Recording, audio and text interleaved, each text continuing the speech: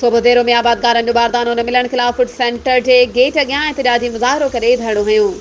तफ़सीलन मूजिब सोबोदेरो आबादगारनि वाइस चेयरमैन वडेरो हबीबुल्ला सैतो, शमसुद्दीन अब्बासी, करम सामटियो नगर लाड़क की अगवाणी में आबादगारनि बारदानो न मिलण खिलाफ इंस्पेक्टर शकील मल्हा तरफ़ां मुबैना बारदानो विकिरो करण खिलाफ आबादगारनि फूड सेंटर के गेट अॻियां धरणो हणी एहतजाज कयो। इन मौके ते आबादगारनि एहतजाज कंदे इल्ज़ाम लगाईंदे चयो त फूड इंस्पेक्टर शकील मल्हा बारदानो पैसनि ते विकिरो करे छॾियो आहे।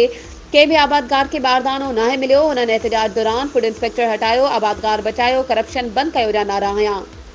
हुननि इल्ज़ाम लगाईंदे चयो त करप्ट फूड इंस्पेक्टर शकील मल्हा बारदानो आबादगारनि खे ॾियण बदिरां मुनाफ़िक़ वापारियुनि खे विकिरो करण लॻो आहे। संदनि चवण हो त अगरि आबादगारनि खे बारदानो न मिलियो त एहतजाज जो दाइरो वसी कयो वेंदो। वधीक ख़बरुनि ऐं अपडेट्स जे लाइ असांजे चैनल खे सब्सक्राइब कयो ऐं हा, बेल आइकन खे प्रेस करण न विसारिजो त जीअं असांजी हर नई अचण वारी वीडियो तव्हां ताईं पहुची